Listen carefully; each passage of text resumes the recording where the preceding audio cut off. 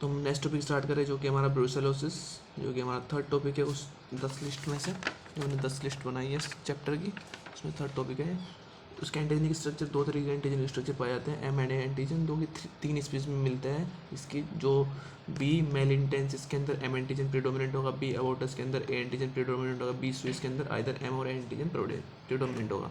Also known as अंडोलेंट fever, और ये जीनोटिक disease है जो कि पाई जाती है हमारी कैट, सेप्स, गोट के अंदर, इन तरीके के अंदर पाई जाती है, इनके अंदर पाई जाती है। अब पैथोजेनेसिस का रहेगा, इंक्यूबेशन पीरियड इसका 1 हफ्ते से लेके सेवरल मंथ तक हो सकता है, और ट्रांसमिशन डायरेक्ट कॉन्टैक्ट हो सकता है, फूड बोर्न हो सकता है, एयरबोर्न हो सकता है, पर्सन टू पर्सन स्प्रेड कर सकता है। अब आते हैं infection by direct contact. Infection by direct contact क्या करेगा, organism spread to blood stream resulting in bacteria. Blood stream के अंदर, तो हम पहले पढ़ा था, ब्लड स्ट्रीम के अंदर कोई भी बैक्टीरिया जाता है तो उसको हम प्राइमरी बैक्टीरिया बोलते हैं, और resulting in bacteria spread to reticulo endothelial system and other organs, और infect liver, spleen, bone marrow and placenta.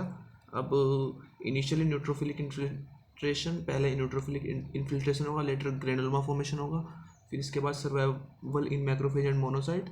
अब activation of cell mediated immunity, फिर एक्टिवेट हो जाएगी cell mediated immunity, macrophage activation and intracellular killing of organism. Macrophage activate हो जाएगा और intracellular killing of organism हो जाएगी।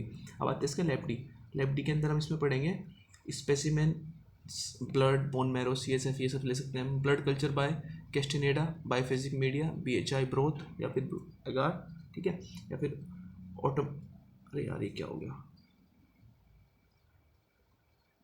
फिर आपका blood culture by Castaneda, biophysic media, ये हो गया था।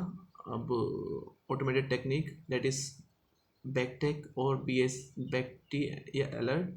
अब cultural smear and motility testing reveals non motile gram negative coccobacilli, reveals करेगा नॉन मोटाइल ग्राम नेगेटिव। अब इसके आइडेंटिफिकेशन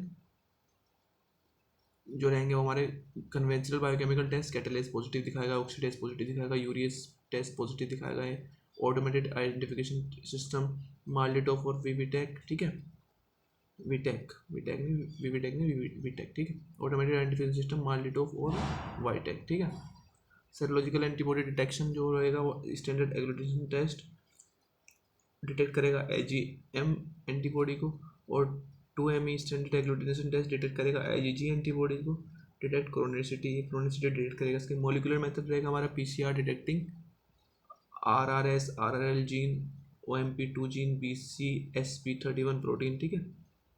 अब क्लिनिकल फीचर जो रहेंगे इसके वो arthritis, hepatosplenomegaly, undulant Mediterranean fever, fever with profuse night sweats, musculoskeletal symptom, headache, diarrhoea, abdominal pain, weight loss, cough, ये सब इसके क्लिनिकल सिम्टम रहेंगे, ठीक है, क्लिनिकल फीचर।